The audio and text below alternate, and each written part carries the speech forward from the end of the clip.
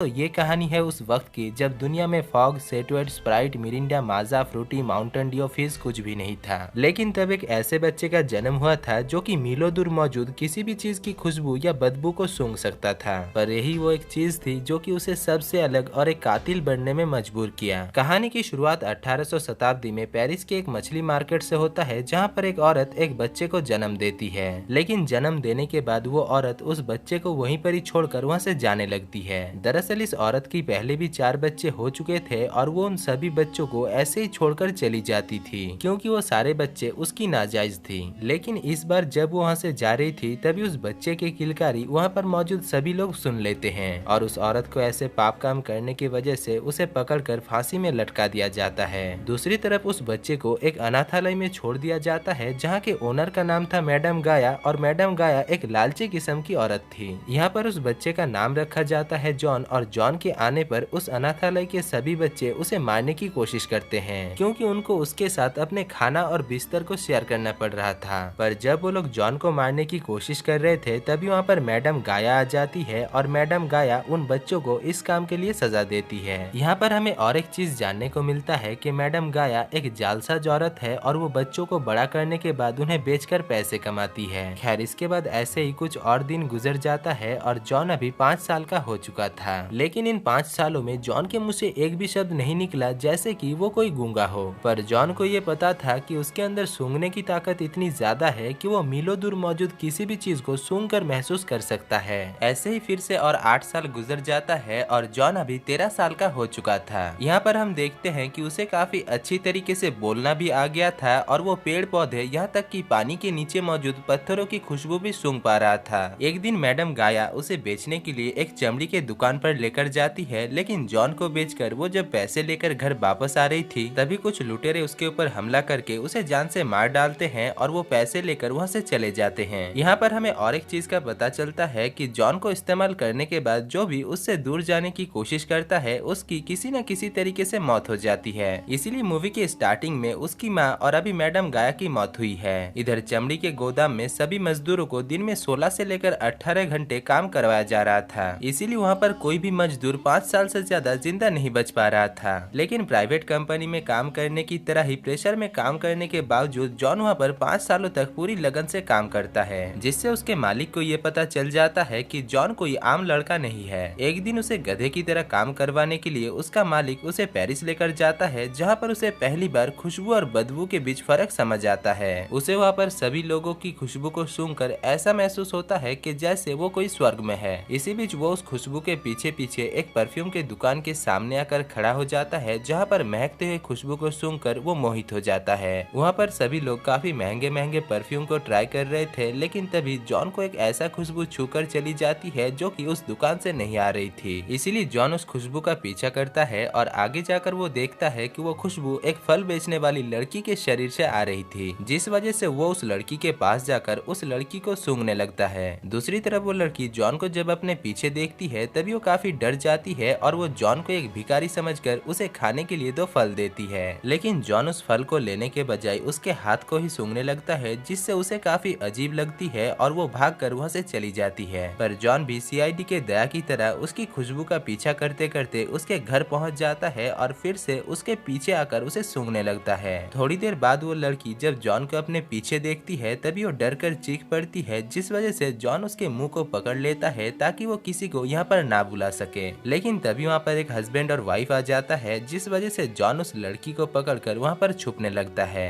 अब हस्बैंड और वाइफ जब वहाँ से चले जाते हैं तभी जॉन देखता है कि सांस बंद होने की वजह से वो लड़की वहाँ पर मर चुकी थी, जिस वजह से उस लड़की के जिस्म से जो खुशबू आ रही थी वो एक बदबू में बदल जाता है और जॉन को वो बदबू सूंघकर काफी बुरा लगता है, इसीलिए वो उसे वहीं पर ही छोड़कर वहाँ से चला जाता है। इसके बाद जब वो गोदाम में वापस आता है तभी उसका मालिक उसे काफी बुरी तरीके से मारता है और इतनी मार खाने के बावजूद वो अपने मालिक को एक भी शब्द नहीं कहता। उस रात उसकी आंखों में नींद नहीं था और वो इस दुनिया में अपने आने के मकसद के बारे में सोच रहा था। उसे ऐसा लगता है कि उसे भगवान ने ये गॉड गिफ्टेड नाक इसलिए दिया है ताकि वो इस दुनिया में खुशबू को बदबू में बदलने से रक्षा कर सके। दूसरी तरफ हम पेरिस में बाल्दिनी नाम की एक बिजनेसमैन को देखते हैं जो कि काफी मशहूर था, लेकिन आज नहीं, आज से 30 साल पहले। दरअसल आज से 30 साल पहले बाल्दिनी काफी खूबसूरत परफ्यूम बनाता था, लेकिन अभी उसका धंधा धंधा पूरी तरीके से चौपट हो चुका है और वो किसी तरीके से एक दो परफ्यूम को बेचकर अपनी और अपनी मोटी बीवी का पेट पालता है। थोड़ी देर बाद उसका असिस्टेंट उसके पास आकर उसे एक परफ्यूम देता है और कहता है कि पेरिस में अभी फॉग के बजाय ये परफ्यूम ही चल रहा है और अगर आप इस परफ्यूम के मटेरियल्स को समझ पाते हो तो इससे आप इससे भी अच्छी परफ्यूम बना सकते हो,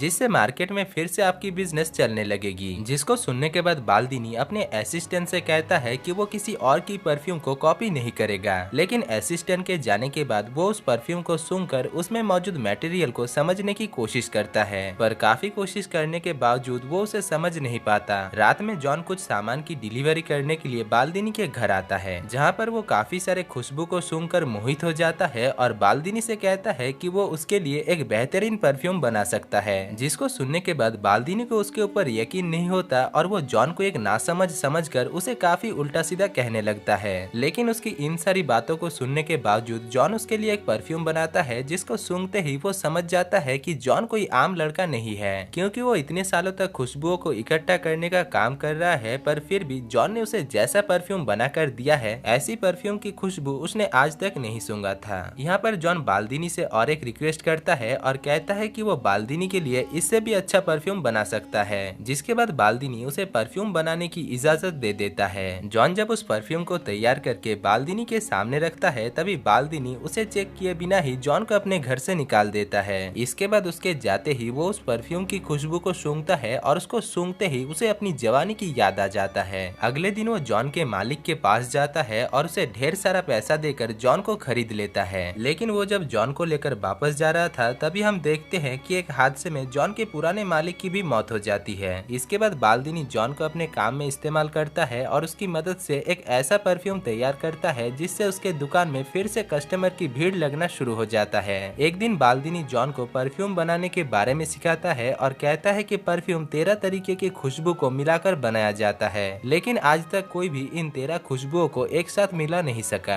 यहाँ पर जॉन को लगता है कि भगवान ने उसे खुशबुओं को कायम रखने के लिए इस दुनिया में भेजा है, इसीलिए वो खुशबुओं को किस तरीके से निकाला जाता है इसके बारे में बाल्दिनी से पूछता है और बदले में बाल्दिनी को एक ऐसा परफ्यूम देने का वादा करता है जो कि आज तक किसी के पास भी नहीं है। जिसको सुनने के बाद बाल्दिनी उसे किसी भी चीज से कैसे खुशबू निकाला जाता है इसके बारे में सिखाता है और वो कहता है कि किसी भी चीज से खुशबू निकालने के लिए तुम्हें पहले उस चीज को उबालना होगा। जिसके बाद हम देखते हैं कि जॉन एक बिल्ली को उबालकर उसकी खुशबू निकालने की कोशिश करता है, लेकिन बाल्दिनी को जब इसके बारे में पता चलता है तभी वो वहाँ पर आकर जॉन को डांटता है और जॉन वहीं पर ही बेहोश हो जाता है। अगले सीन में हम देखते हैं कि जॉन की तबीयत काफी खराब हो चुका था और बाल्दिनी जब उसे इतनी बुरी हालत में देखता है तभी वो उसे ठीक करने की कोशिश करता है, क्योंकि जॉन उसका नौकर नहीं बल्कि उसके किस्मत का ताला था। यहाँ पर जॉन इतनी बुरी हालत में होने के बावजूद बाल्दिनी से परफ्यूम बनाने के लिए और भी नए तरीके के बारे में पूछता है, जिसके जवाब में बाल्दिनी उसे फ्रांस के एक शहर ग्रास के बारे में बताता है जहाँ पर परफ्यूम का मैन्युफैक्चर किया जाता है। इसके बाद जॉन बाल्दिनी को काफी सारे परफ्यूम बनाने की रेसिपी बताता है और बदले में बाल्दिनी उसे ग्रास जाने के लिए पासपोर्ट और वीजा बना देता है। लेकिन जॉन के वहाँ से जाते ही बाल्दिनी की भी एक रहस्यमय तरीके से मौत हो जाती है, जैसे कि उसके पिछले मालिकों के साथ हुआ था।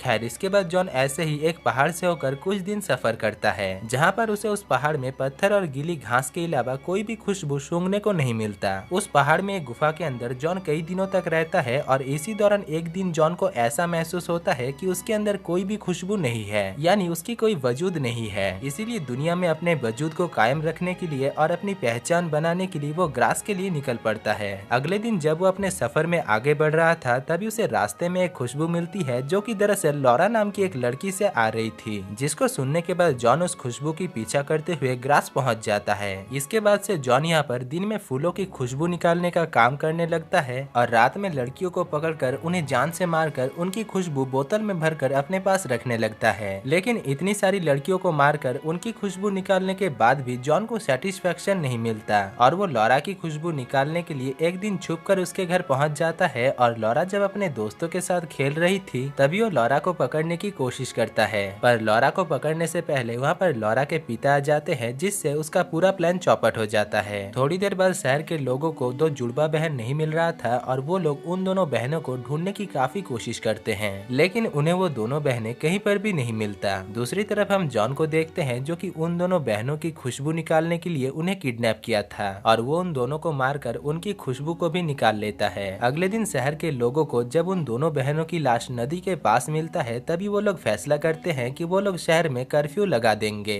ताकि वो लोग उस किलर को पकड़ पाए। लेकिन फिर भी वो लोग जॉन को नहीं पकड़ पाते और जॉन अपनी खुशबू निकालने का काम जारी रखता है। एक दिन शहर के लोगों को एक चिट्ठी मिलता है जिसमें उस कातिल ने अपने गुनाह को कबूल किया था, जिसको पढ़ने के बाद शहर के सभी लोग रात में एक जश्न का आयोजन करते हैं। यहाँ पर लॉरा भी मौजूद थी और लॉरा के पिता लॉरा को अपने साथ चलने के लिए कहता है, लेकिन लॉरा उसके साथ जाने से मना कर देती है और अपने पिता के ऊपर गुस्सा होकर वहाँ से अकेली ही चली जाती है। अब लॉरा जब अकेली वहाँ से जा रही थी, तभी हम देखते हैं कि जॉन उसे पकड़ने के लिए एक जगह पर छुपा हुआ था, लेकिन इससे पहले कि वो उसे पकड़ता तभी वहाँ पर उसके पिता आकर उसे अपने साथ लेकर जाता है। रात में जब वो दोनों सो रहे थे, तभी जॉन लॉरा के पास आता है और दूसरी तरफ उसके पिता को जब इसके बारे में पता चलता है, तभी वो अगले ही दिन लॉरा को अपने साथ लेकर उस शहर को छोड़कर वहाँ से जाने लगता है। पर जॉन की सूंघने की ताकत इतना ज्यादा था कि वो यहाँ पर भी सूंघते हुए लॉरा के पास आ जाता है और वो जब लॉरा को मारने के लिए जाता है, तभी लॉरा भी होश में आ जाती है। अगली सुबह हम देखते हैं कि जॉन लॉरा को जान से मारकर उसकी खुशबू को एक बोतल में कैद कर लिया था और उन सारी खुशबुओं को मिलाकर एक परफ्यूम बना रहा था। तभी वहाँ पर लॉरा के पिता सिपाही लेकर पहुँच जाता है और वो लोग जॉन को पकड़ लेते हैं। इसके बाद वो लोग जॉन के ऊपर टॉर्चर करते हैं और लॉरा के पिता जॉन से कहता है कि उसे एक लोहे के रॉड को गर्म करके तब तक मारा जाएगा जब तक उसकी मौत ना हो जाए। इसके बाद अगले ही दिन उसे सजा देने के लिए तैयारी की जाती है और शहर के सभी लोग उसे मरते हुए देखने के लिए आते हैं। इधर जॉन अपने पास से एक परफ्यूम को निकालता है जो कि दरअसल उसने उन सभी लड़कियों को मारकर बनाया है और इस खुशबू को सूंघते ही जेल में मौजूद सभी सिपाही उसके बस में आ जाते हैं। जॉन ने अब ऐसा एक परफ्यूम बना लिया था जिससे वो किसी भी इंसान को अपने बस में कर सकता था, इसीलिए वो उस परफ्यूम को लगाकर राजकुमार की तरह उस जगह पर जाता है जहाँ पर उसे सजा दिया जाने वाला था।